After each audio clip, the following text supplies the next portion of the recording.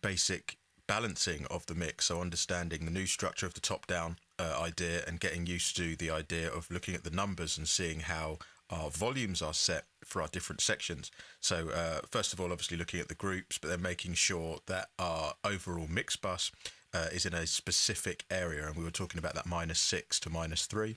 We're about -6.5 here, -6.2 on our reference track, so we've got like an even spread between what we are listening to in a reference and our overall levels of the tracks.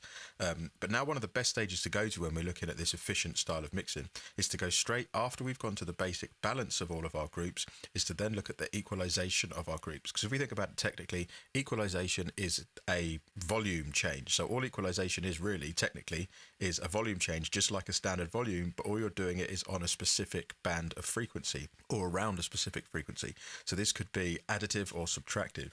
Now, normally in any kind of mixing context, it's a good idea or good practice to take something away before you add something in.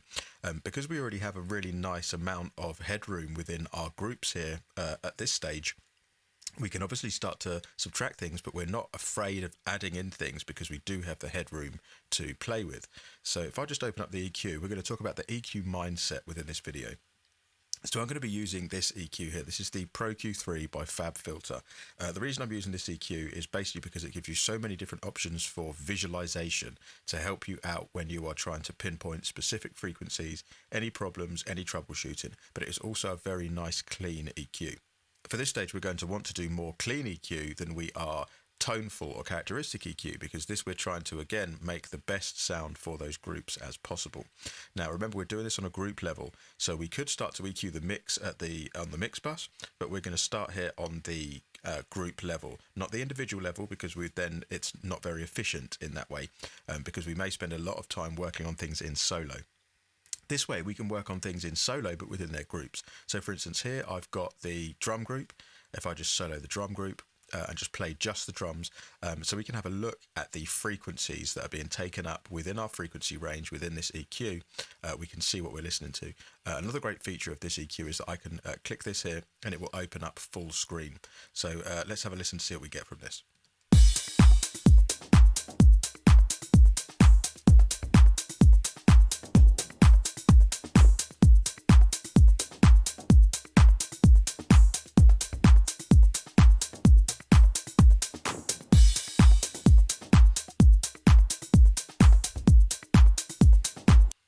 So if we look at this now, you can see on this EQ, if I just go below the 0 point line, it gives me a hold visual, so I can see the frequency curve of those drums over time. And if we're looking at this, we can see that the processing of these drums at a production stage was done very well. We can see here that there's no very, very low range below a certain frequency down here, around about the 30 hertz. And we can also see that it's been cut off around 20 hertz here. This shows that we've got a good amount of bass, a good amount of top and low kick. We've got a nice dip in the mid-range here, which is sort of the places where we could think about putting our low-mid synths, low parts of vocals and so on. Other instruments, places for those to sit. And we've got a nice rise here for that higher percussion, so the hi-hats, cymbals, shakers, and percussive elements. So as a tone, as a characteristic for these drums, this is a really nice curve to look at. So when Matt was producing this track, as a producer, he also had the mixing mindset in mind, so understanding where things are going to sit within the mix. Again, another reason for this EQ is just the fact that you get to see this line. So if I just come above the line again, it erases. But let's see what we can get by adding in and subtracting certain things. Now remember, we're listening to this in solo, but we're listening to this as a whole of all of the drums. So any movements that I do make will end up doing that movement or adding that or subtracting that frequency range to every sound that's in the drums. So let's have a listen and see what we can get from it.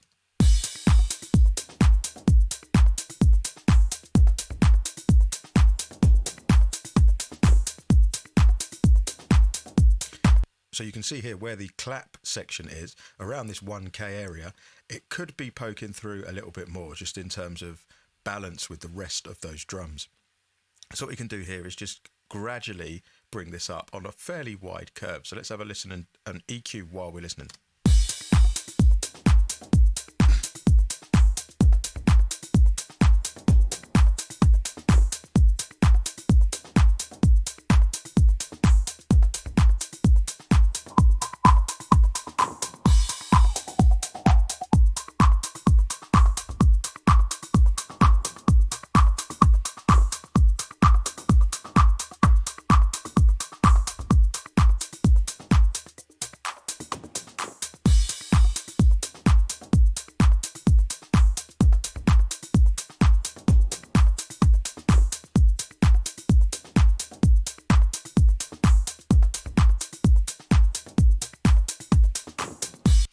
So now what we've got from that, it's quite exaggerated for the purposes of the video, but what you get from that is just around that clappy area in the lower parts of the percussions, you can hear more of the environment that goes around it. And what I did was I lifted on a fairly tight cue just to try and pitch that sound. So what we did was we moved around until it was sort of in key or in pitch with the rest of that drum sound.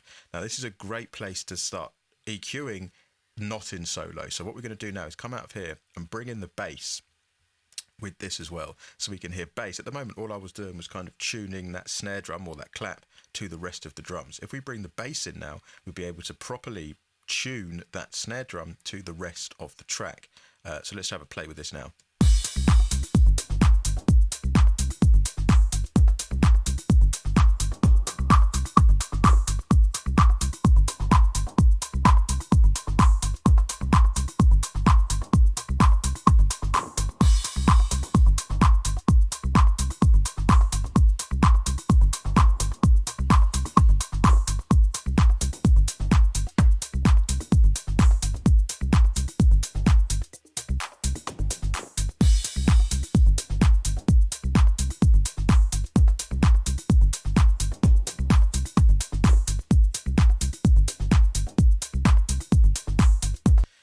See the added environment we get around that snare, or that clap, sorry, with that bass line. So now let's bring in the vocal parts and those instruments, just so we can make sure that we're in the right area just for those drums. Love can take it down.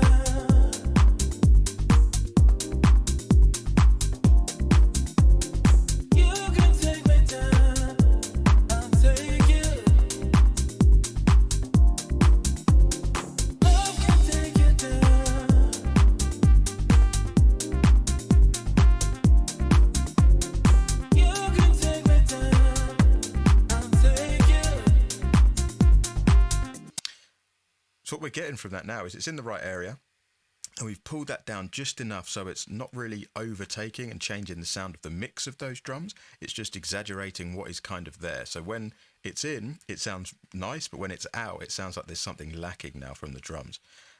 Now this is the sort of the mindset around EQ when mixing. The difference between EQing when mixing and EQing when producing is when you EQ in production, you're EQing the sound. So you're EQing the specific noise. So say we're doing this to a kick drum. What you would do in production is you would EQ the kick drum to make a sound for that kick drum. You would make a sound for the drum itself to get the actual noise of the kick drum. The difference between that EQ and then mixing EQ is when you're EQing in the mix, what you're trying to do is EQ that sound or EQ that kick drum to work with everything else. That is the main difference. Production EQ is more about the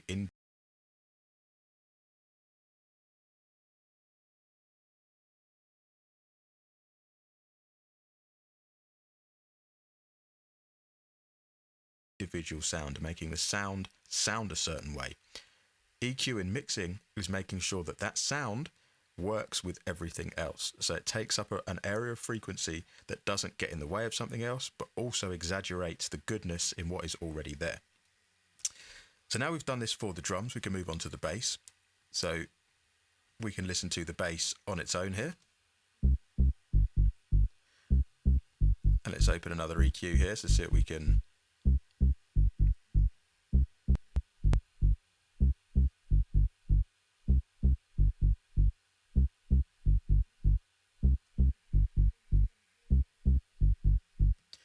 As you can see here, the main points of the C's part of the C's in here, but what you're getting from this is, and what you can see from the visual on this is, again, when Matt was producing this, he had the mix in mind. The things are, it's only taking up a specific space. This is a bass line. This bass line here, we're looking at around about 70 to 60 hertz, 65 to 70 hertz for this sub area or this bassier frequency, which is really, really good for this sort of track. And you can see that it slowly, gradually moved off, and there was nothing above the mid-range within this bass line.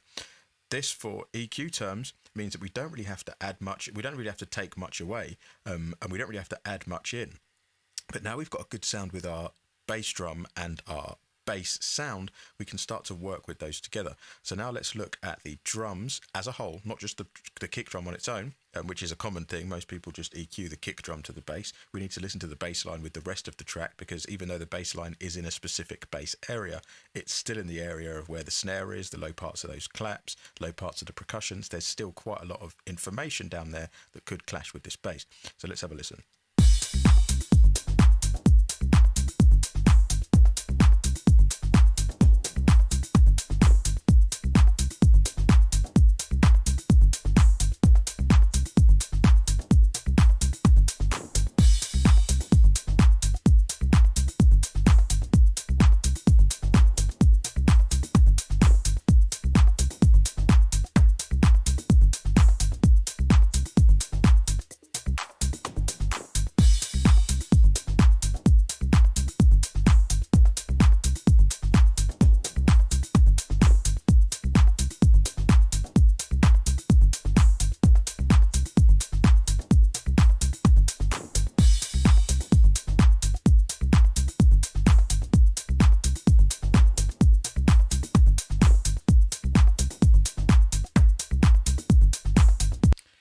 So let me just explain what was going on there. So what we've done is that second note, so that the original note, so the first note here, so that original first 2-stab note sounded really nice, but then the 3-stab note just after, that one there, the 3-stab note, that didn't come through as thick as the other one did. So what I've done here is just added in around about 2 decibels, so not too much, around about 2 decibels, just around about that note. What I also found was lower down, so higher up, sorry, in the lower midsection, around 224 hertz. Just getting rid of that made these notes down here sound more prominent. It didn't take away much from the higher notes, it just made them sound more prominent lower down.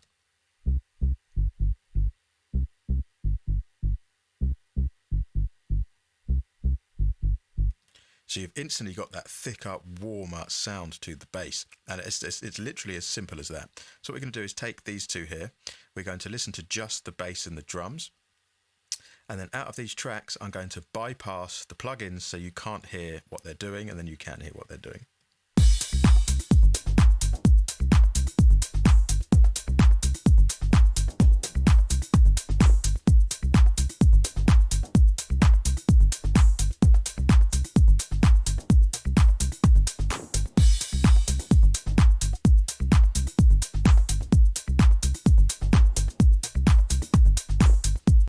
So the difference you get there is a subtle difference, but it's just about enough to be able to make it sound thicker and warmer. Let's bring everything in together and let's see what we can get just with those two there by getting rid of that EQ and then putting that EQ back in. Love can take it down.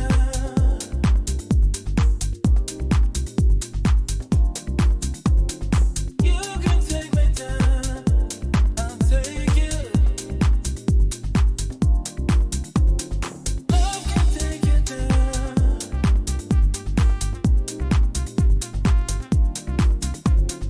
You can take me down. I'll take you.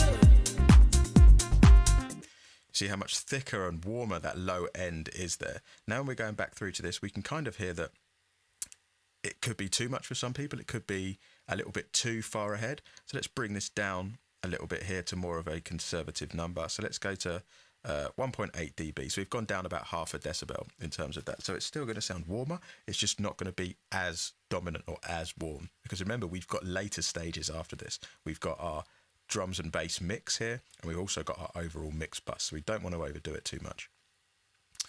Now this is sort of the EQ mindset works exactly the same with all groups. So we would do the same thing for the vocals, we would do the same things for the instruments, and it would be dependent on what the source material is that is flowing through those groups. So the EQs, for instance, for the vocals, Love can take it down.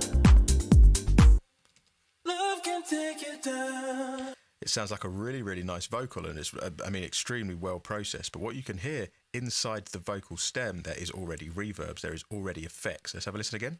Love can take it down.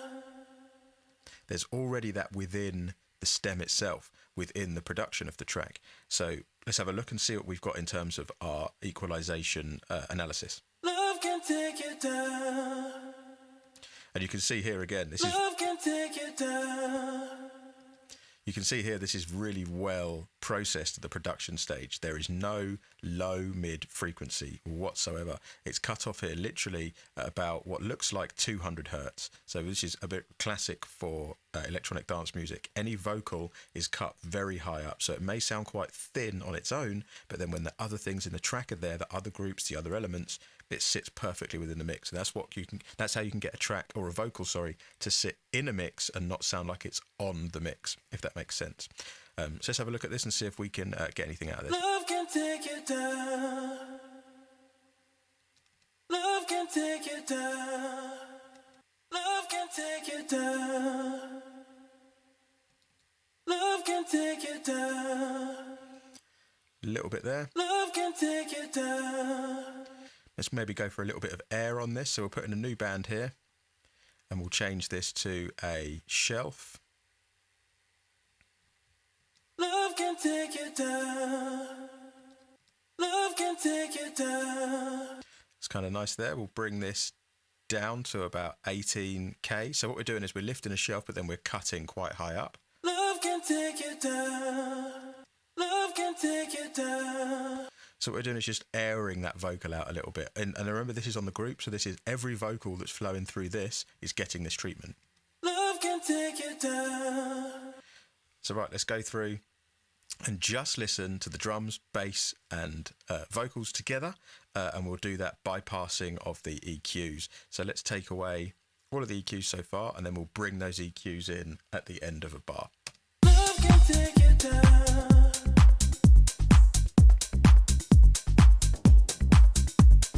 You can take me down.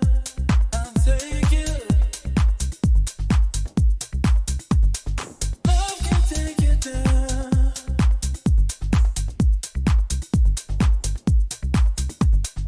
You can take me down. I'll take you. Love can take you down. So if you can hear the difference in that, you're just getting a little bit more separation between them. Each of those things sound a little bit more exciting. And it sounds like you've done a lot more subtly. You've done a lot more subtle things than just adding an EQ to these groups. This is a great way, again, looking at efficiency, this is a great way to get the overall sound of your mix to sound consistent, clear and open, rather than just going straight into kick in solo. So for instance, doing something like this, Love can take you down. or just like listening to the kick on its own.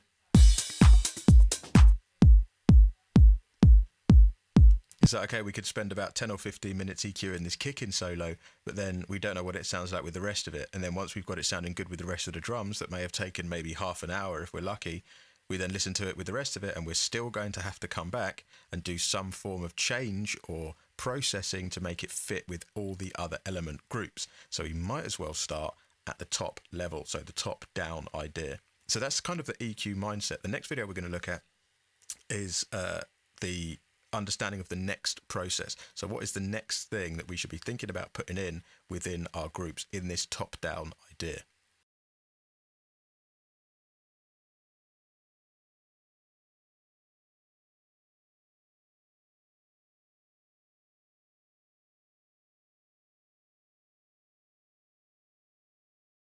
So now we've covered the basic balancing of the mix, so understanding the new structure of the top-down idea and getting used to. So now we've established how to look at the EQ and got our heads around the EQ mindset. The next thing we can do is look at the next process. So commonly, a lot of times, a lot of engineers will go straight after EQ into something like compression, or into adding effects in and things like that, or even another EQ that's more flavoursome to add character. But one thing I have found is extremely efficient and yields some really good results is to add in something called saturation or harmonic distortion. Now what this does, especially in an in-the-box environment, but what you're in is a very sterile environment, a very digital environment that is pristine, which is a good thing because it means we get nice clean recordings and we can be really precise with our sounds. But it does mean that we lose out on that extra warmth and sort of instability of analog sound.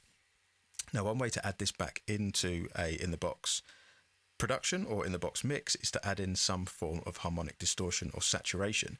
Now, I've found that doing this after the EQ, where it's more sort of clinical, as you can see here from my EQ curves on my groups, that adding in some saturation at this point can really make the track start to feel more alive and give more of a, it sounds like you've done more than you've actually done to the track. Now, there's plenty of plugins that you can use to do this. The main one that I use is this NLS channel, or the NLS non-linear summing from Waves. The reason I use this is because it's probably the most cost-effective one with some really good results that you can get out of it. It comes with 3 different flavors. It comes with a channel version, and it also comes with a bus version where everything is kind of summed too. Now, this is only, at the time of this video, it's only $29 for both plugins, and it can, like I said, can yield some very good results. Now, the way I have this set up is I have each of my tracks set up with around about 5 on the dial in terms of drive, so just under halfway full of drive. But as you can see through each of these, they all go to a different VCA group. I'm always using the Nevo setting because I find it the sort of the punchiest without the most, without as much obvious distortion. But as you can see, all of these go to a separate group. So we've got here drums, bass, vocals, instruments 1, 2, and 3, and effects. So we've got group 1, 2, 3, 4, 5, 6, and 7. Our sends, I haven't put one on for these sends here because these sends are just going to be our effects returns, which I'm probably going to want to keep unsaturated or a bit cleaner. All of these then feed, obviously our individual channels feed our mixes. So as you can see from the drums and the bass, they go to mix A, the vocals goes to mix B, and everything else goes to mix C. These then have the bus version. So I don't have the group setting on here. I just wanted to keep these completely separate from each other, but then these would then reach my bus version over here. So for instance, on the drums, I could set this to 1 because it would be feeding what my drums and bass are getting. Let me put this back to VCA group 1. So my drums and bass are going to 1. I could set up my vocals to go to 3. So on my vocal bus, I would set up my VCA group to go to 3. So that now those are feeding this summing. And then lastly, my instruments, I'll put to 4. Let's make this one 4 as well.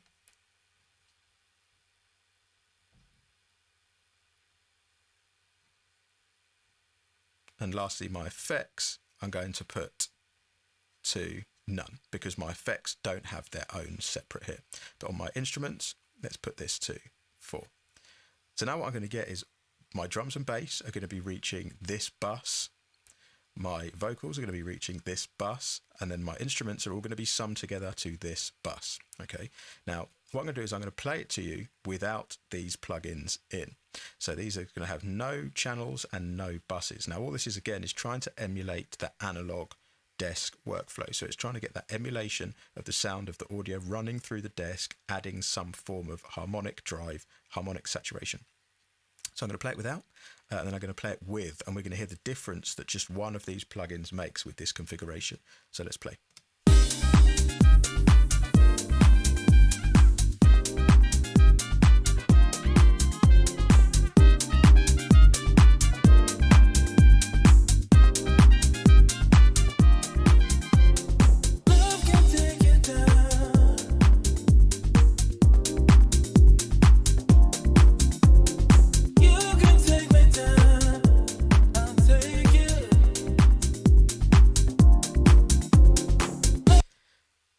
As you can hear from that, it's so much more energy. We haven't changed the balance of the mix here. We've kept the mix sounding exactly the same as we had before. We've got the same balance. It's just each of those things has a lot more space to them. Even though there's technically not that much more space, each of those things sticks out the mix a little bit more. It's a little bit more dominant and a lot sweeter sounding in its characteristic.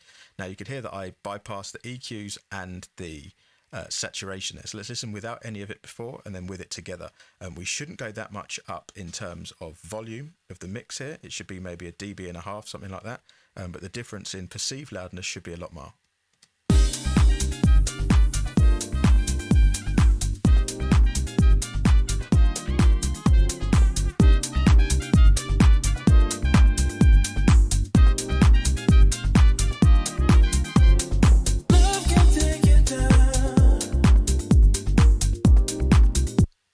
So we've gone up pretty much around about a decibel there. 6.2, 6.3 was our initial start, and we've gone up to around about 5, well, minus 4.8 with that one rogue peak. But you can hear the difference we're getting just by adding in just a little bit of EQ and just a little bit of saturation, keeping it nice and simple, working on a group level. Remember, we've done nothing to the balance or anything on any of the individual tracks so far. We're working on a top-down idea, and we've not changed any of the EQs on our mixes. All we've done to our individual mixes and our mix bus has nothing. All we've done to our individual mixes is add in this summing stack.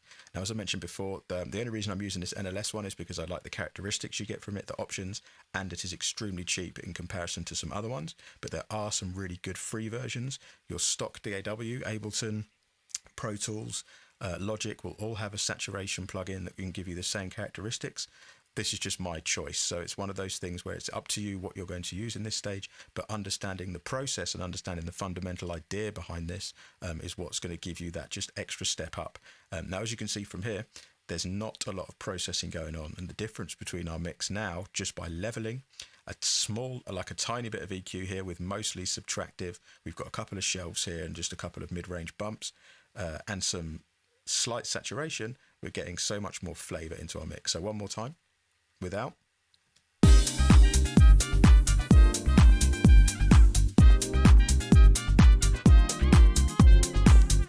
And then with.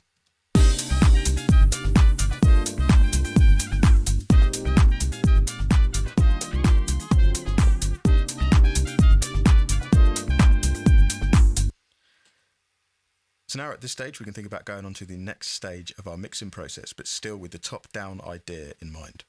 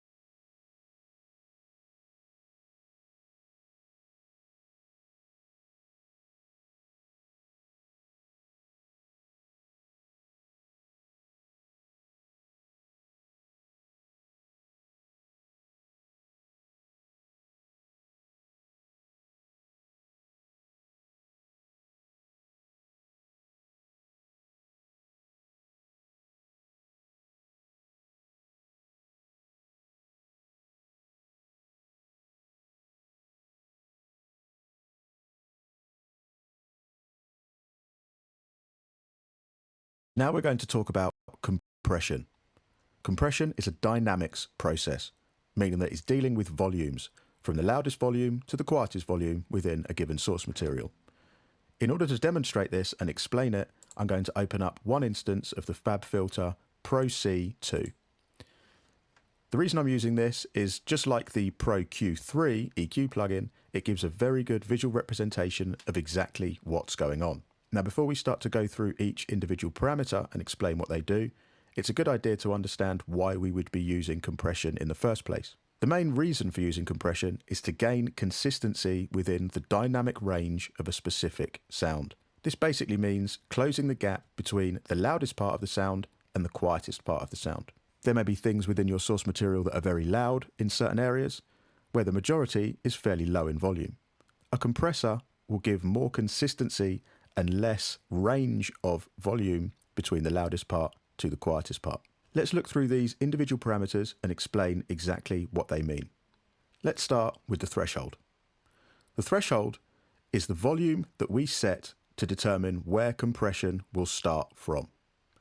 If I play this kick drum, you'll be able to see the volume of the kick drum represented against this vertical axis.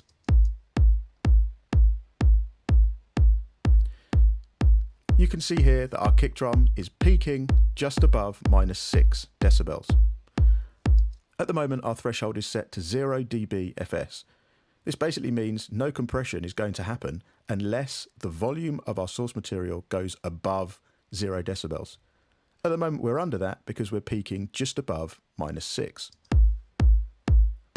In order to make compression happen or be detected, we need to bring our threshold down past the peak point of our kick. So let's do that and see that visually represented within the plugin.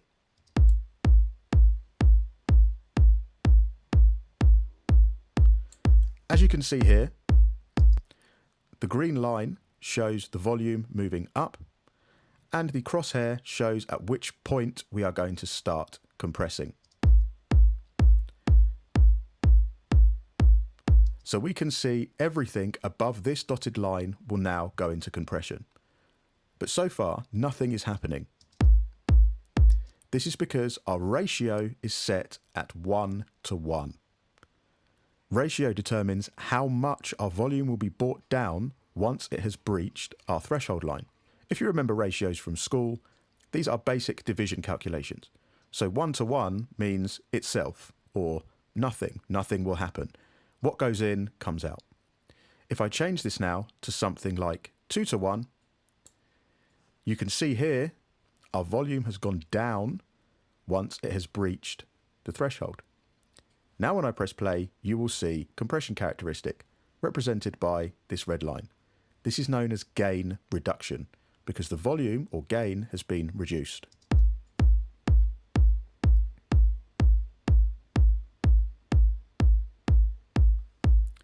The higher the ratio, the more the gain reduction.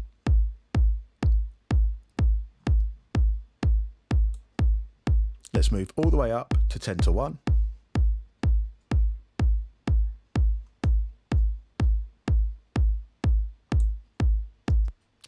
So what's the difference between 10:1 and 2:1? If we think about this in a mathematical form, we have to divide it by 10. But what are we dividing by 10?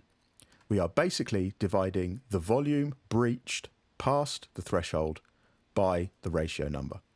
So at 1:1, what breaches, what goes past, goes out. So there's going to be no compression happening. At 2:1, we are basically dividing the volume breached by 2. So for instance, if I was to breach the threshold by 10 decibels past the threshold line, the volume would get brought down to 1 decibel because our ratio is 10:1. It is divided by 10. This, I understand, can get very confusing.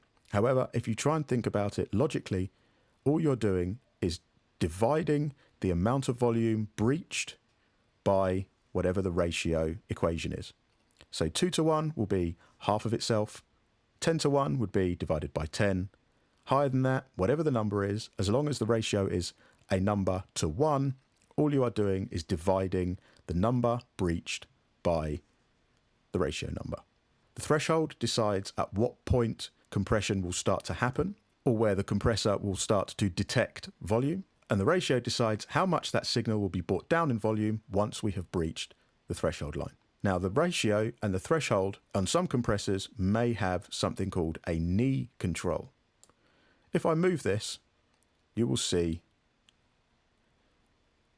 the relationship between the threshold and ratio changes. Hard knee means that as soon as the threshold is breached, the ratio will come into play and gain reduction will happen. But it will not happen until it has been breached. If I make this more of a softer knee, you can see that the curve softens out, giving us a smoother journey into our desired ratio setting. A harder knee gives you more obvious compression. It's easier to hear and easier to pinpoint when something's been compressed because it goes from not compressed at all to straight away being compressed by whatever our ratio number is. A softer knee gives a smoother compression characteristic, making it more transparent and less obvious to the ear. We're going to keep this just at hard knee for now, just to make sure that you can see a better or less confusing visual representation.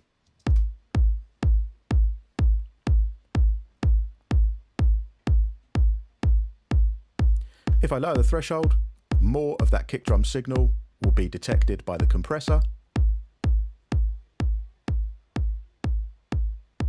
As you can see now, all of this signal here is being compressed, whereas before, if I lift the threshold, all we're doing is getting rid of those initial peaks. Remember, anything below the threshold line does not get compressed. It is not detected by the compressor and it gets untouched. A threshold of very low means the majority of the volume will be compressed. A very low threshold in conjunction with a very high ratio means we can pretty much eradicate the sound. Let's move it back to 2:1. Just so we understand that all we are doing is halving the volume breached from that threshold, and lift the threshold a bit more, just so we can see exactly what it is that we are dealing with. So as you can see, all of this area here of the kick drums is being compressed. Anything below is uncompressed. Next, we need to move on to the attack and the release. These two, just like the threshold and ratio, are related with each other. It's a common misconception that the attack time determines how fast the compressor starts to work. This is not the case. What the attack time does is it determines how fast it will take once the volume has breached the threshold to be pulled down to your desired ratio amount. A very fast attack means that it will be pulled down once breached very quickly. A slow attack means that once it's been breached, it will start to compress straight away, but it will take longer to fall down to our desired ratio amount. The release time determines how long it takes to go back to being uncompressed again. So, a very fast release and a very fast attack mean that as soon as it has breached the threshold, the signal will be brought down to its desired ratio amount.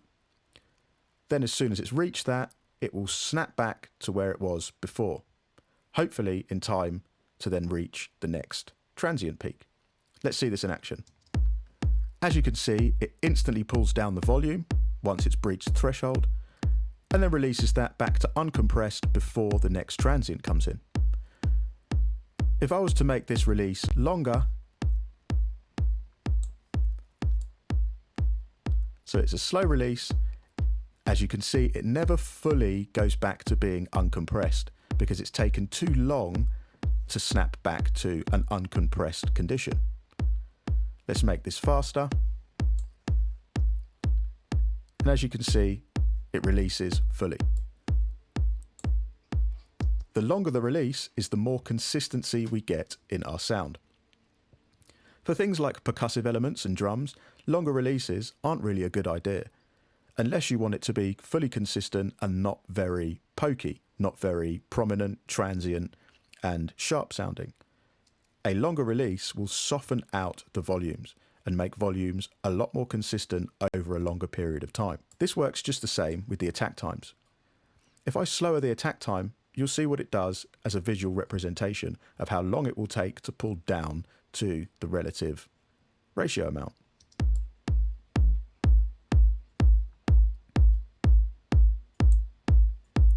As you can see here, this is represented by the initial pull down line. You can see it takes longer to go down in volume, meaning it doesn't fully hit its desired ratio amount.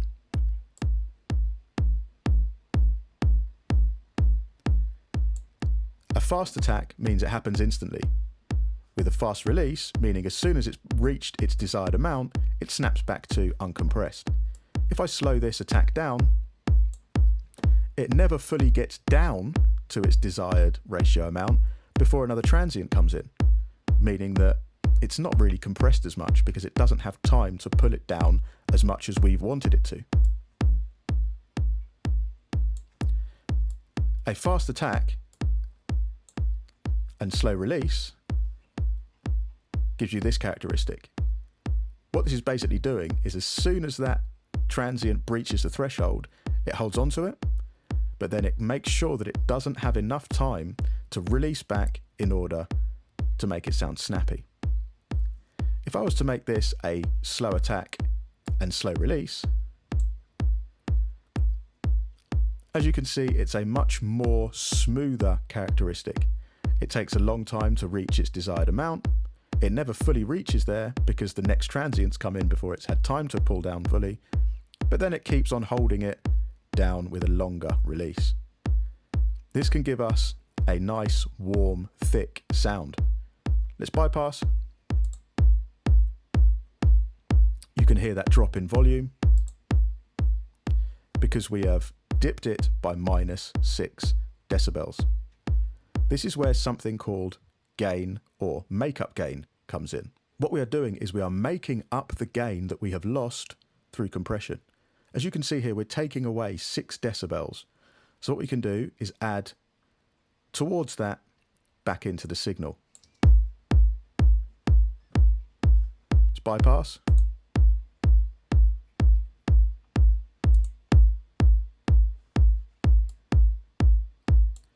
As you can see, we've taken away 6 here from gain reduction due to our threshold and ratio amounts and our attack and release relationship, and we've added that gain back in. If I bypass this now, the characteristic is it's thicker and warmer. This is because it is a lot more consistent in its kick volume. I'm going to show this as a representation with a bounce. So let's do this drastically so we can understand exactly what's going on. I'm going to pull the threshold all the way down. So we're covering a wider range of our audio signal. I'm going to put the ratio up to 4:1, meaning everything breached from this threshold line. Once it's breached, however much it's breached by will be divided by 4 and then brought down to a specific volume. I'm going to have a fairly fast attack, meaning that it's going to pull it down really hard. And then I'm going to have a slow release, meaning it's going to hold on to it.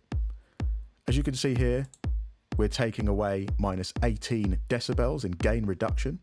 So I'm going to add in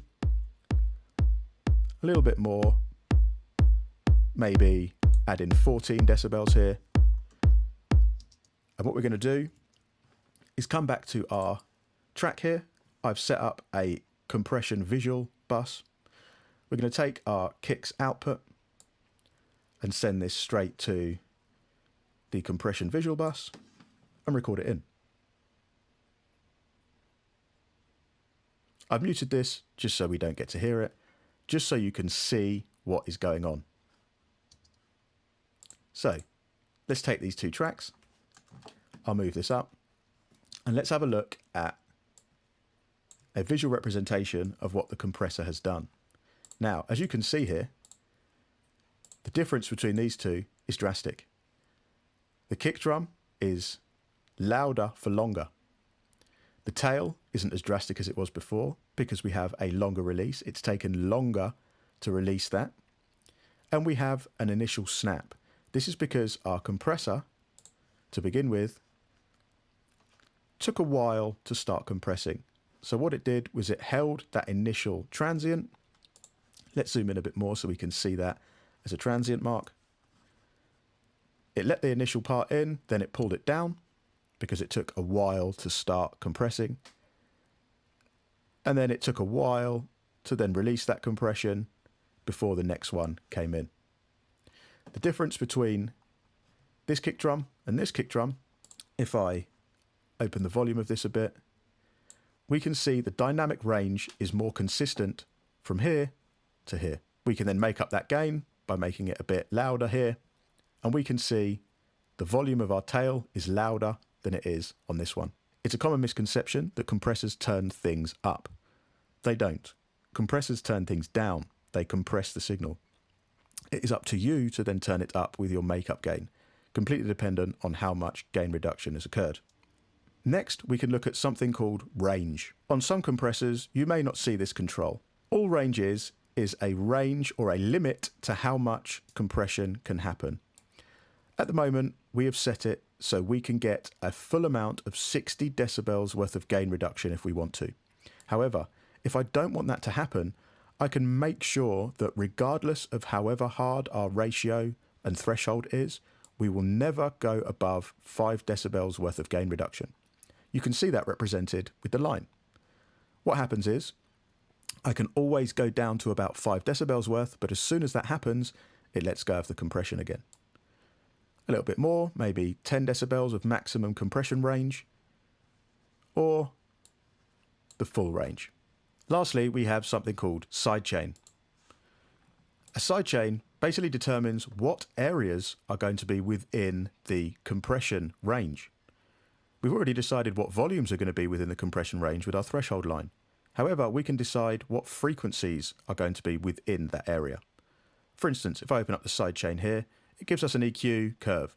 I can turn this on and say that any frequencies below 144 will be cut out of the compression detector. Same with the high range, and same with the mid-range. This again is completely up to you. This is a very comprehensive sidechain control within the Pro C2. Other compressors may just give you cuts in the low range and in the high range. This plugin, however, gives you full control over what frequency and your decibel per octave. So I can decide that everything below 95 Hertz will not be in the compression circuit. Let's have a listen and see what this does.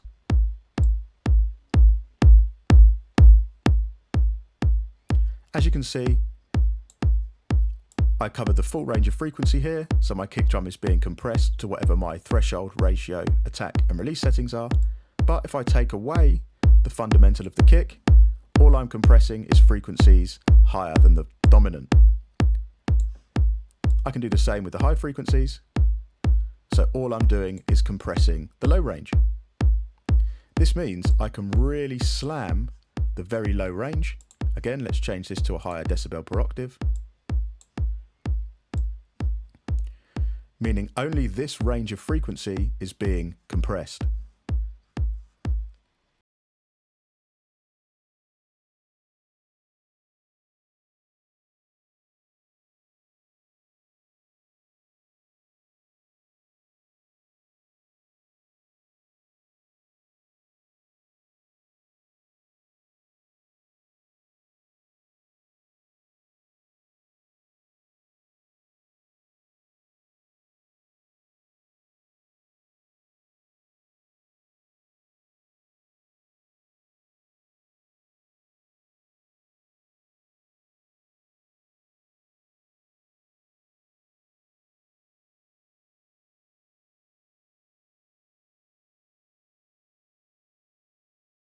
So far, all we've done is compress the kick on its own. Let's look at now something called parallel compression.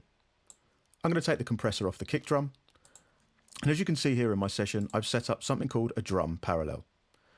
All of my drums are feeding the drum bus.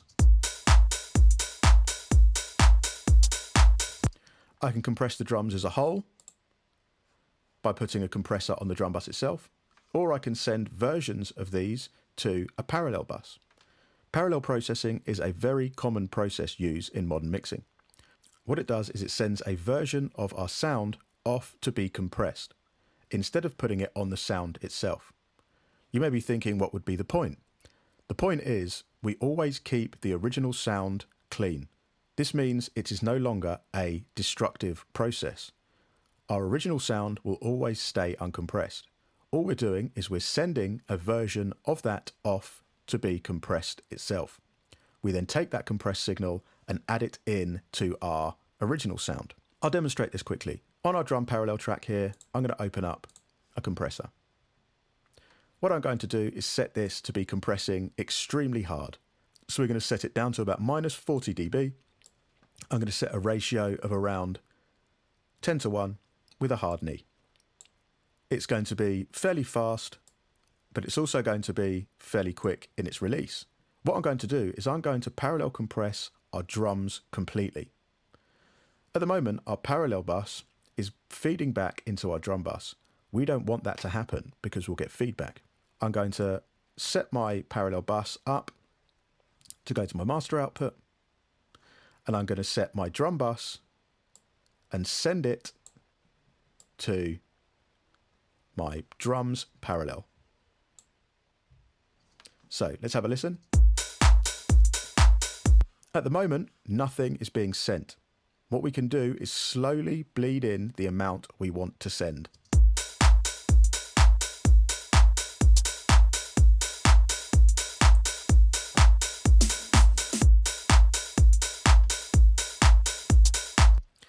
So as you can see now, what we're doing is we're adding in this parallel bus. Let's bypass it and see what the difference is.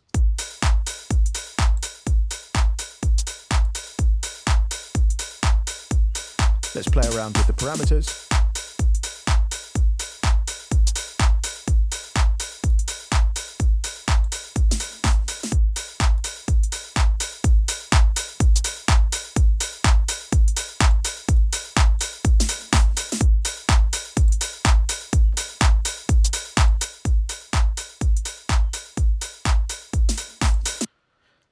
Now, at the moment, what we're doing is we are deciding how much we are sending to the compressor. We can keep this at 0 decibels, meaning it will send whatever our volume is set to for our drum bus. Now we have the option to lift or drop the volume of our parallel to suit our taste. So I've started off with a low volume, pretty much nothing for our parallel. And we're going to bleed that into the signal.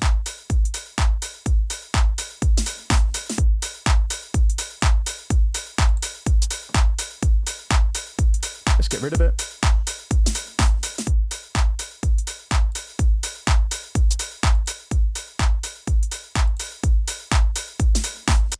So what you can hear from that is so much more excitement, because basically what we're doing is we're adding in a very squashed version of our sound.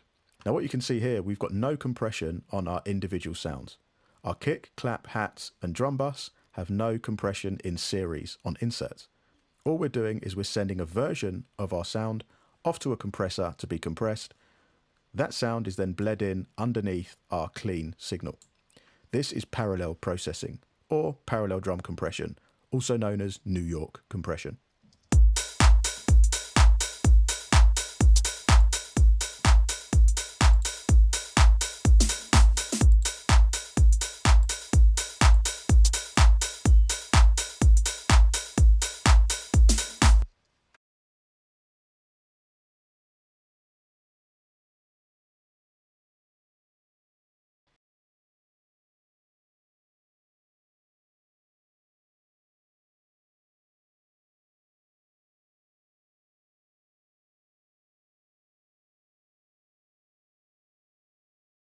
Now we're going to look at multi-band dynamics processing. This takes the same principle as when we looked at compression.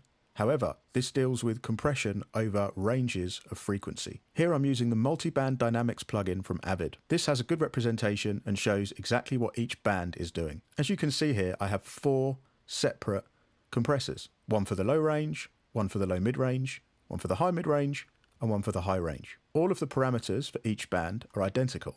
However, I have control over each of them independently. In our analysis window up here, we can decide the range of frequency within each band. So for instance, our low frequency here, or our compressor 1, is dealing with frequencies from 20 Hz up to 100 Hz. So this compressor here is only affecting this range of frequency. Our compressor 2, our second band, is dealing with frequencies from 100 up to 500. The third band from 500 up to 3000, and our fourth band from 3000 up to 20,000. Let's have a listen to this and see what it sounds like.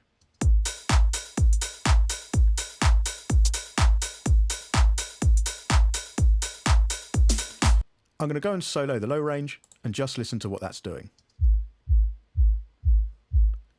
Now I can decide how much of this is being taken up for this compressor.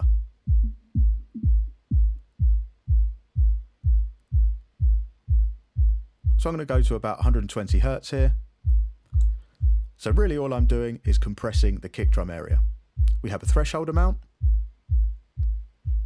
We have a depth, which is basically our ratio.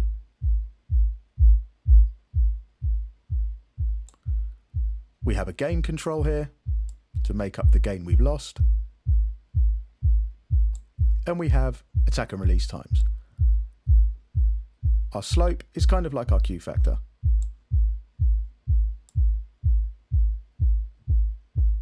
So we're going to go fairly fast on both the attack and release. Or if I want to soften it out and make it more solid in the low range, I can have a longer release.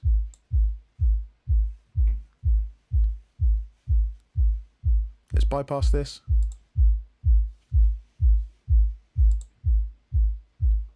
Maybe give it a little bit more gain. Now let's listen to it with the rest of the track.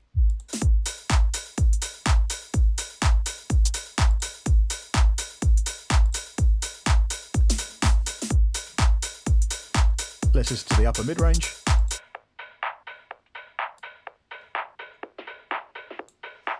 So now this area has its own compressor.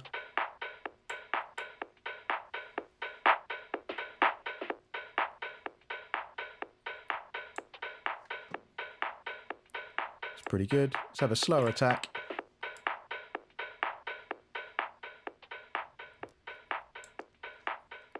And a longer release. Let's turn up the gain to make up that difference.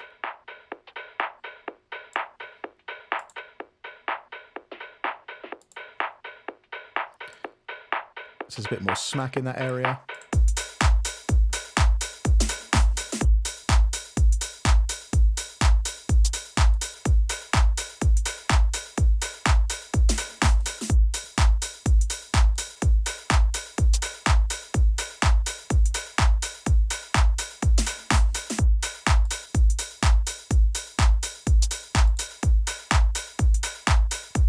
Let's turn the gain up of our bass.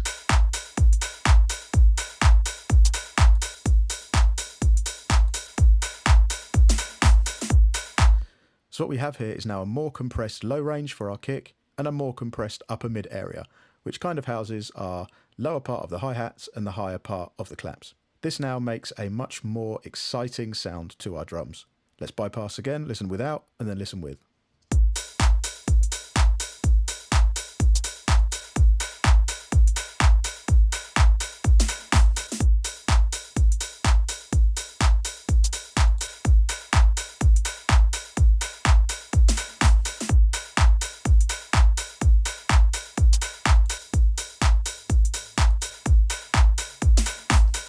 It sounds a lot denser and a lot thicker, and again, this is completely down to taste. All it is giving you options to manipulate the source material that you have. This is a really good way of being able to change and alter the sound of a given loop. At the moment, we're doing this on the drum bus, so we are effectively treating this as if it was a drum loop and compressing the individual parts. I could compress the whole thing together, however, doing it this way gives me control over compression within a specific range or band of frequency.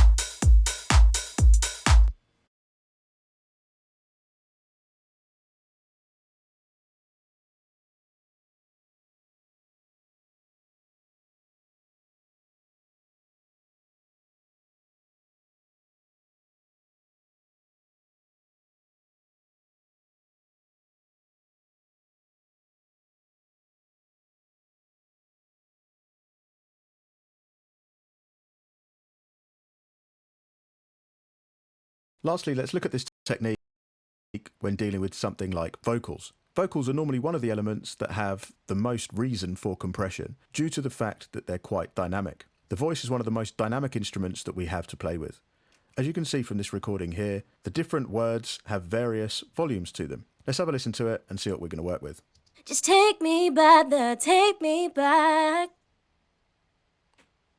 Just take me back there, take me back. As you can see, the words take and back are the loudest parts, and they kind of overpower the rest of the sound. We could do this manually by cutting out these sections and lifting or subtracting the volumes to get more consistency. However, this might not sound that natural. What we can do is use a compressor to even out the dynamic range of this vocal. I'm going to open up the Pro C2 again, and we're going to go for a setting that works well for vocals.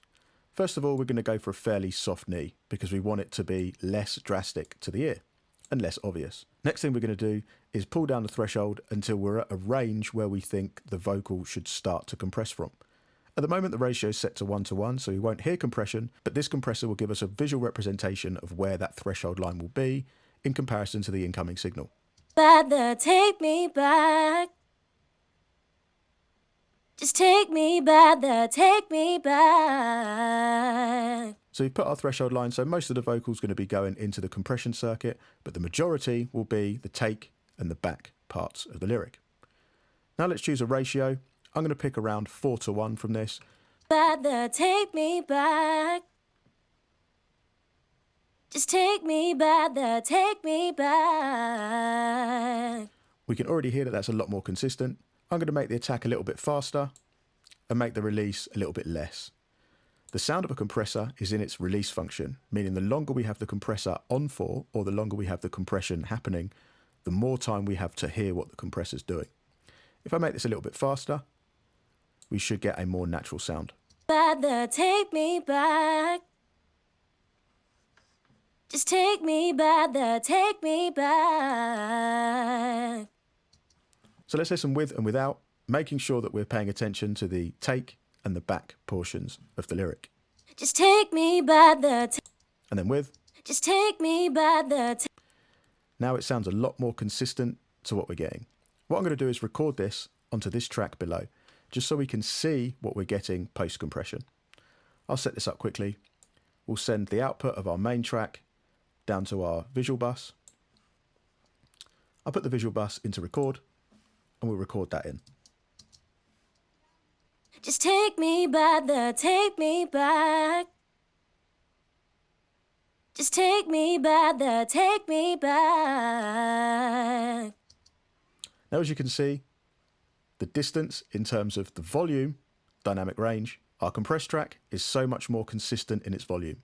We've still got dynamics to it, there's still ups and downs, however, it's a lot less drastic than the one above. This now sounds a lot more natural, and it's going to fit into a mix a lot better than the top track.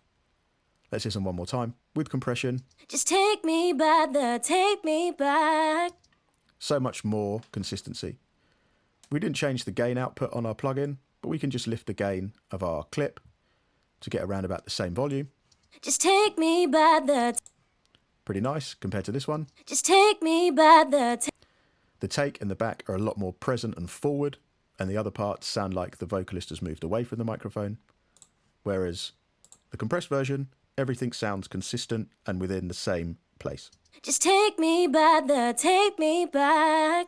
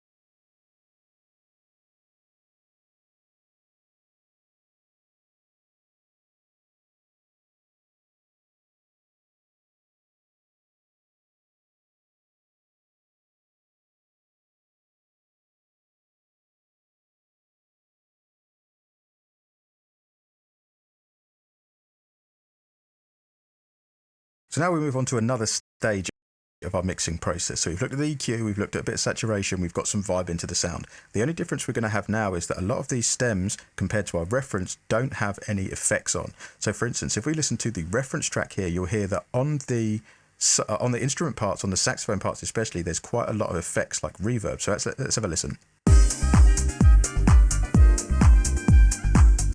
So in there, you've got quite a lot of reverb. If we just listen to our instrument group now, you'll hear that there is no effects whatsoever. So here, we're already missing some kind of flavour. So this is a good time to think about putting effects in. Now, just as looking at the EQ and looking at the saturation, we could have easily gone into the individual parts and individual sounds and added various parts to these, added various effects to them. However, we're dealing with a top-down efficient workflow here. So we're going to look at adding our effects in as buses to the groups. Now, luckily here, I managed to make sure that the instrument track is the instrument track 1. If we look at our instruments here, instrument track 1 are the saxophones. So instrument bus 1 is just the saxophones. Instrument bus 2 is the pads and strings. And instrument bus 3 is the chords and sort of blips. So I know that instrument 1 here is saxophone. So let me just name that, so it's a bit more understanding. So we've got a saxophone bus here, which is going to mix C. What I can do now is just play this through and add in some reverb to this. So let's mute our other instrument buses. So it's a nice recording, but it's nowhere near as powerful as the original reference track because it doesn't have an environment. It's just a very dry saxophone recording. What we have here, what we set up earlier, is our reverb 1 and reverb 2. So if we remember, we've got the EMT, which is a classic plate, and then we have this other one, which is called the black hole, which is more of a sort of out there secondary reverb. Now, the reason there is 2 of these, and I did say I'd mention further on into this course, the reason I have 2, this one is the classic area, is the room sound. It's the sound on top of the sound, the environment given to the sound. The second reverb can be added in to add more atmosphere around that sound. So this has got more of a tail. It starts a little bit later, which we can add into here, but it just generally is the tail of the original first reverb. It's quite hard to understand and explain without listening. So I'll show what I mean here. So the first thing we're going to do is go to our sax bus. We'll go to the sends, and I'm going to pick from my bus menu, reverb 1. I'm going to put this instantly to 0, and then we're going to see what it sounds like at 0. So sending full amount. This may be too much, but this is the beauty of having a send effect. So let's have a listen and see what we can get.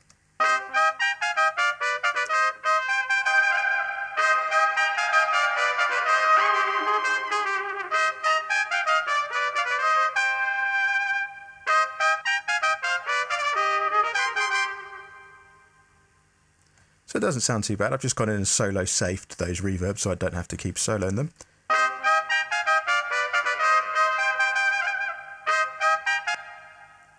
I mean, it's a very nice tone to it. The only thing is it's lasting a little bit too long. So we're going to pull this timing down for this one a little bit.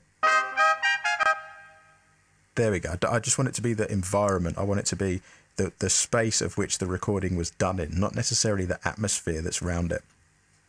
I'm also going to go into the EQ here and just slightly EQ this. So turn the EQ on. We're going to go from around about, if this is 20 Hertz and this is 2K, this looks like it would be around about, say, the 800, 600 mark, something like that. And we're going to pull down the volume of that. There we go, it's pretty nice. Maybe get away with a little bit longer now.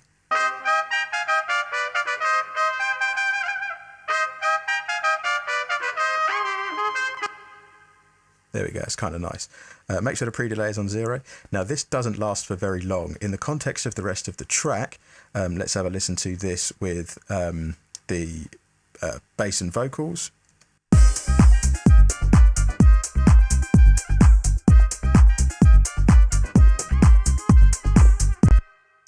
So it's good enough to put it into a space, but that space doesn't have that much of a tail to it. This is where the second reverb comes in. So if I go to my bus, sends, go to reverb 2. This one, there's no way I'm going to leave it at 0. I'm going to be slowly putting this up just to give in a little bit more of this. Now, our pre-delay for this is going to be around about sort of, we can time it by listening. So let's have a listen and see what we can get.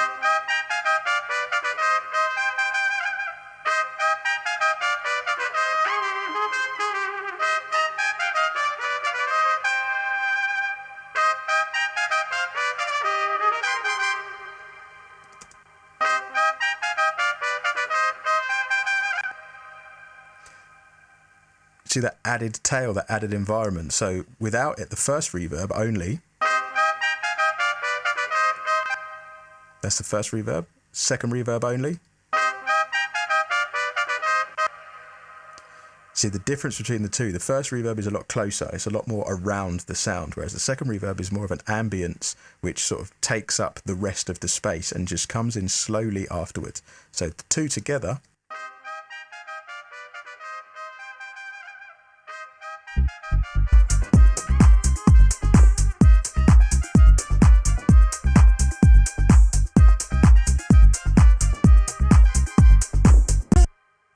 So let's have a listen to the whole track together now with all of the other instruments in.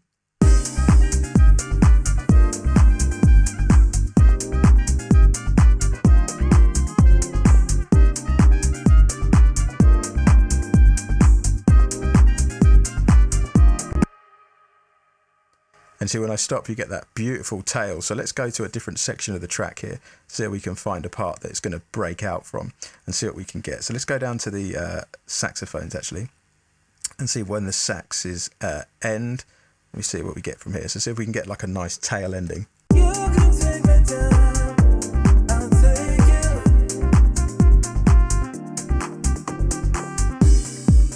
I hold you down, I hold you down. So you get so much more of a tail off the end of that, and it just nicely moves and transitions into that breakdown. It's these subtle little things. Again, we've used two reverbs here, but we've got so much more out of them just by having them on sends and deciding how much we want of each and where those reverbs are going to sit. They both have different directions. Reverb 1, the plate reverb, is more defining the initial sound of the recording, so like where it's recorded in, and reverb 2 is more of an effect, so it's more of an atmosphere that's added around the sound itself. You can take me down, I'll take you.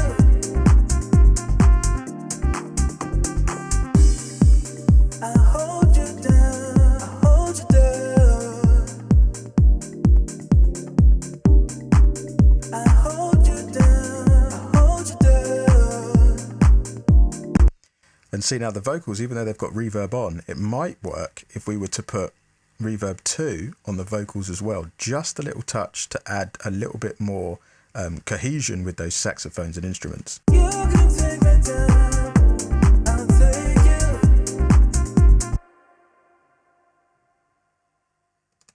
You can take me down. So all we're adding is that extra cloud underneath. You can take me down, I'll take you. So without it, You can take me down, I'll take you. and then it ends with the reverb. You can take me down, I'll take you. You just get that extended tail underneath, which is kind of nice for this. Again, it adds a little bit more space, a little bit more distance with the vocal from the rest of the parts. You can take me down, I'll take you.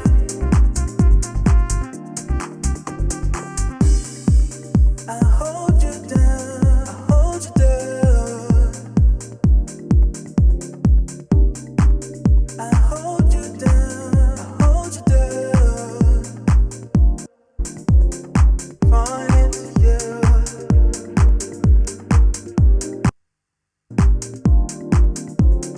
Crashing into you.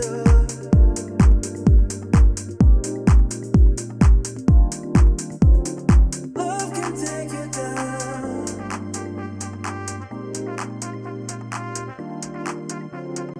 You can take me down, I'll take you. Love can take you down. So just going back there, listening to the reference track, then listening to this one, there's a little bit more sizzle in the reference track on those percussive parts. Remember, we haven't touched any of the mix bus yet, but we're going to be adding probably a lot more presence to the overall mix. But just to get that balance, I'm liking the tone of the mix, but of the reference mix, but the width of it, everything kind of sounds a little bit static. We want a little bit more movement, a little bit more space between the parts, which I think we're achieving so far in this mix. So let's listen to the reference again. You can take me down, I'll take you.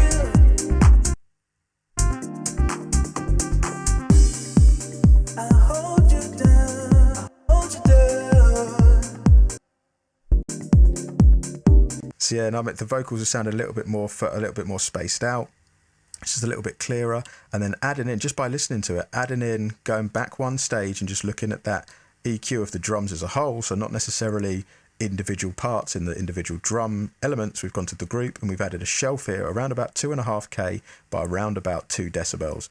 So nothing too drastic, but just enough to push that presence in the drums through a little bit more.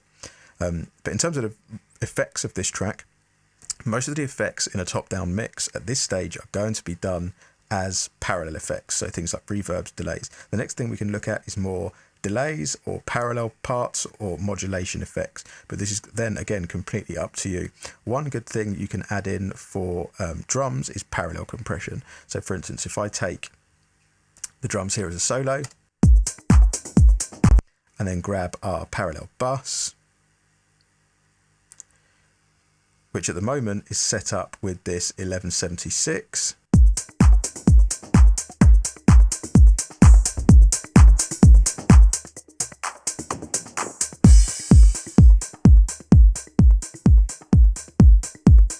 See how much more extra addition you get to it. So let's play it with the rest of the track. Let's mute this and then bring it back in. You can take me down, I'll take you.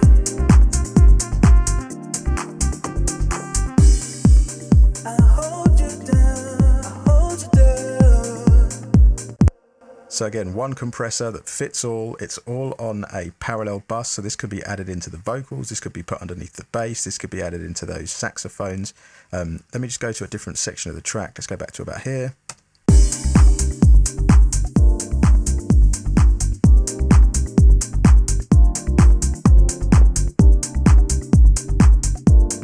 take you. Love can take you down. Let's go back, listen to the reference.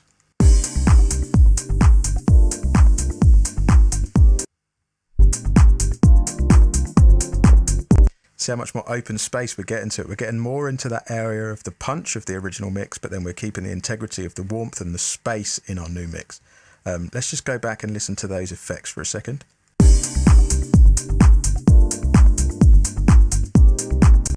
See these effects here, they're kind of nice, but they could probably do with a lot more atmosphere around them. This is where our reverb 2 would come into play. So let's just bring this in slightly.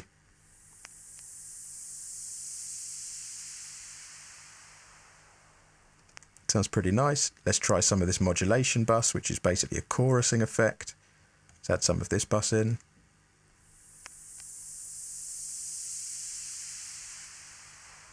There we go. So now we've got added width. So let's play these two without. And then with on the drop.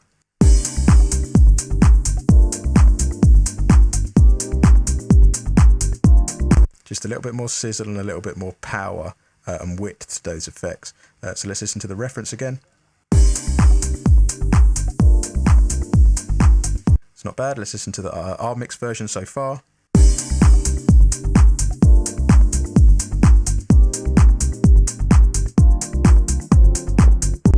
You can see here we've not added any other effects that weren't there in before our template. So we've just still used the 2 reverbs. We haven't touched the delays yet. You've got 1 parallel compressor and 1 chorus plugin.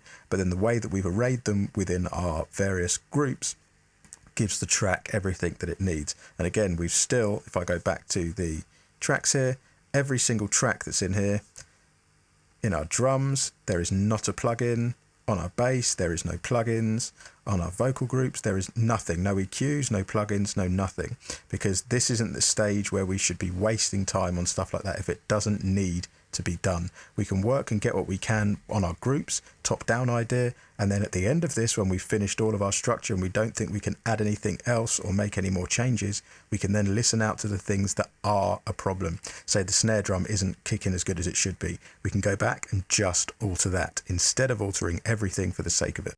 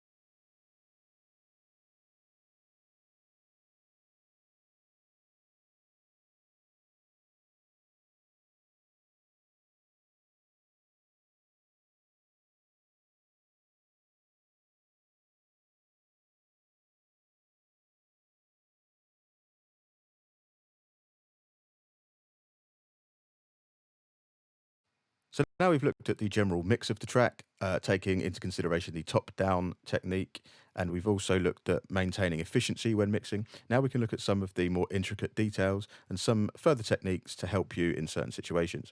The first one we're going to look at is something called sidechain compression. Now this is a technique where you use one of the sounds or some kind of trigger, whether that be MIDI if the DAW allows it, or normally an audio trigger. You would take the waveform of that and use that as kind of like an envelope that would then trigger certain things to either come in or come out using things like gates and compressors. What we're going to be doing is using our kick drum as a sidechain trigger, and we're going to be using this trigger to pull down certain elements of the track to emphasize the groove within the track and kind of clear out some of the mess in certain areas. This works really well on sustained sounds. So what we're going to be doing is looking at our kick drum to sidechain some of our instrumentation, mainly the chords and the pad lines. So if I just click from here, we'll hear what it sounds like with no compression whatsoever, and we'll move through on how to set this up in Pro Tools.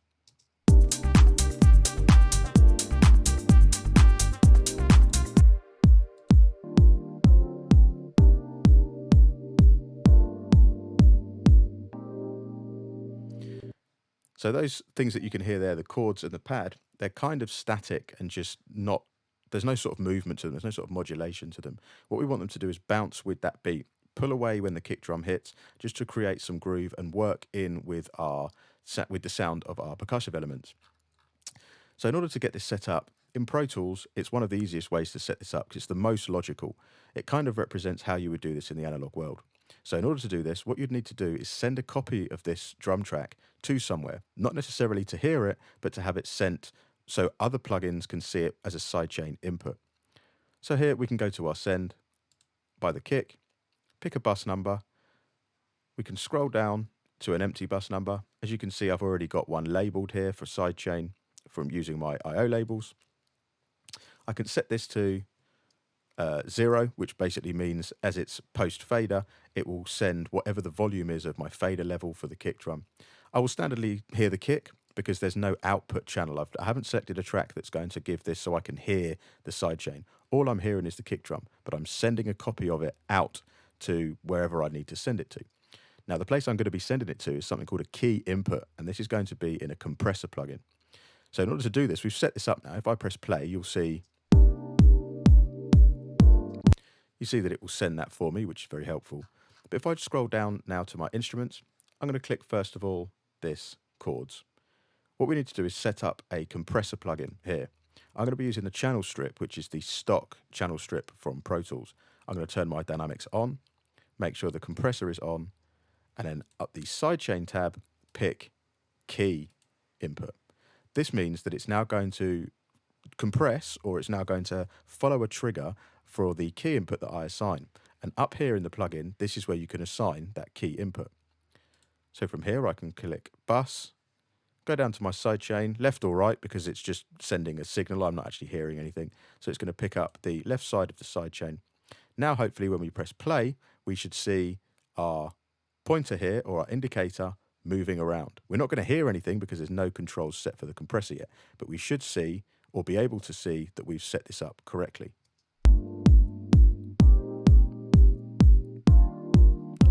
As you can see, that's correct. We've got it all set. So now we can start to move around our compressor controls to find the right amount.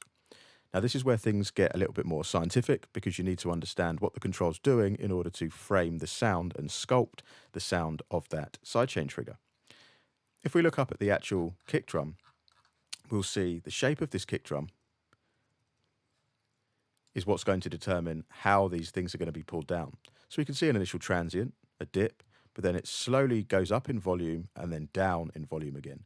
This is how our sidechain is going to react. So the compressor is going to pull down, slightly come back up, and then pull down again. This is like the curve of the compression now. Remember that whatever you set as a sidechain, the waveform contour is going to give you basically kind of the wave shape or the envelope shape and the characteristic of how that compressor is going to pull down. If we go back now to the instruments that we want to compress, I'm going to come over to here and we're going to adjust our ratio. I'm going to put the ratio up to about 4:1 just for now, which means that anything above our threshold number is going to be divided by 4 in terms of its volume. And then we're going to allow the threshold to a point where it doesn't fully cut out, but it just takes away the top part of that sound.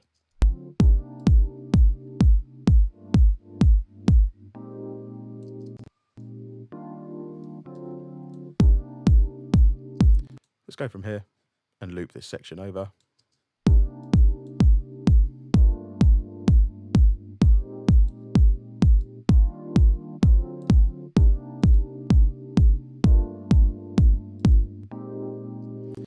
As you can hear there, it's kind of nice. Let's make sure that's on loop again.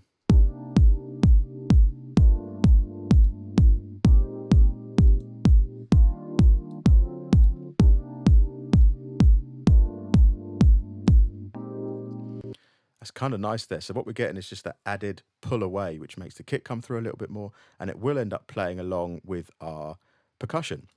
In order to get that timing just right, this is where the release time comes in. This works exactly the same as a standard compressor. It tells you how long the compressor is going to hold on for before it goes back to a non-compressed state. So the faster the release is, the quicker the jump back from sidechain. So let's have a listen to see what it sounds like really fast.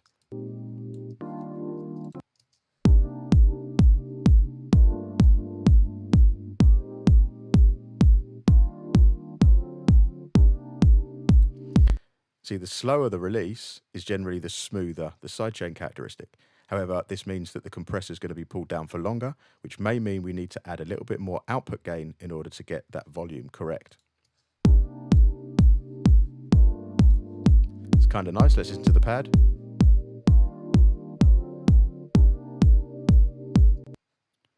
The pad on its own. Let's copy and paste this plugin over and see if we can get the same characteristic.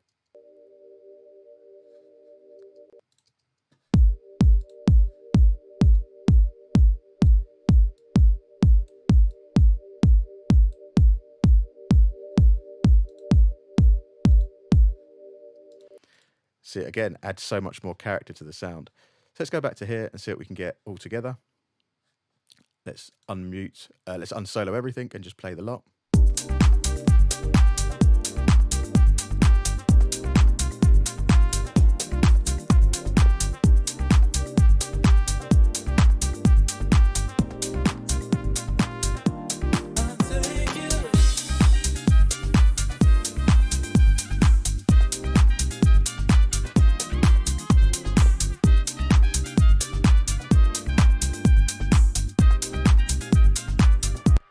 As you can hear, we've managed to create a little bit more movement. You can hear as soon as I get rid of those parts, let's go from say here, as soon as I get rid of that side chain, things just sound a little bit more static. With the side chain, all of those instruments or those sustained sounds, just like these chords, work more with the groove of the track. So without it and then with. Love can take you down.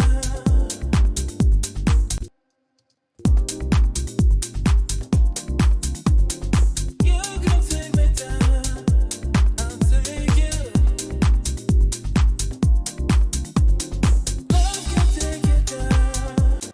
It just gives so much more breathing space to everything else. The vocals sound like they stick out from the track a bit more. It just kind of puts those chords in their place a little bit more and adds to the groove. Let's move on to another technique.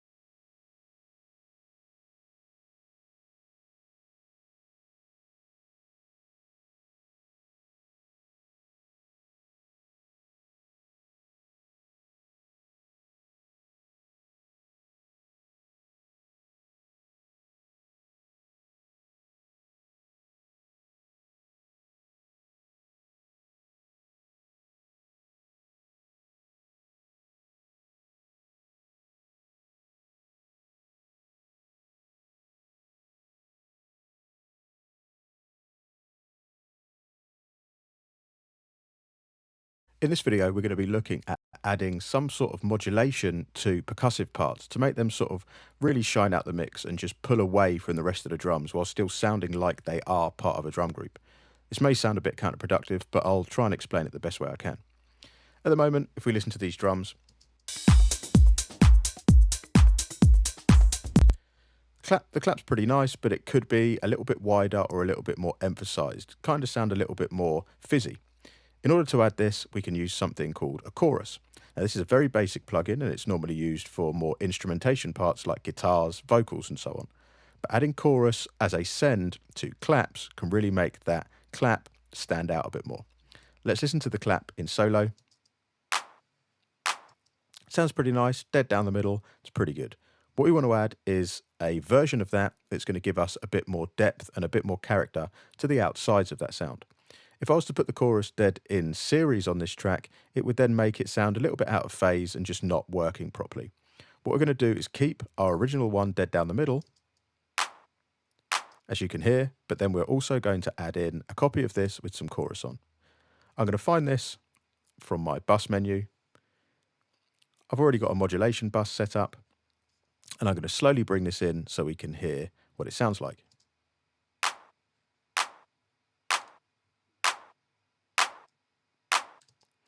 There we go. Kind of sounds a little bit phasey and a bit washy in solo, but if I get rid of this and then play it with and without, you'll hear what it sounds like with the rest of the drums.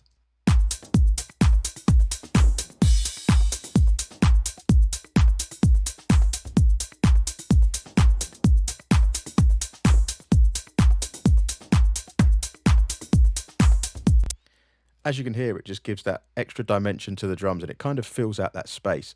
It doesn't go too far too left and right, but it doesn't stay straight down the middle. We've got our main one straight down the middle, but then we've got this version that we've lifted in to a point where it sounds like it's filling in that gap and making it sound a bit more focused and a little bit more exciting.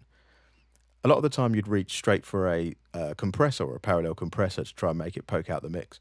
But try and think about adding things like choruses or modulations to add a bit of movement to something that may be otherwise static. So again, without this, let's go from here.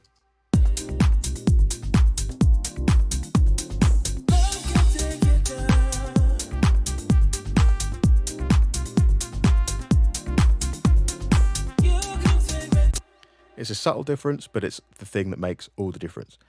Adds to the groove of the drums, makes the clap stand out slightly, doesn't really alter its volume too much, but just makes it seem a lot more exciting and adds to that groove, making sure that everything feels right and you can hear every element.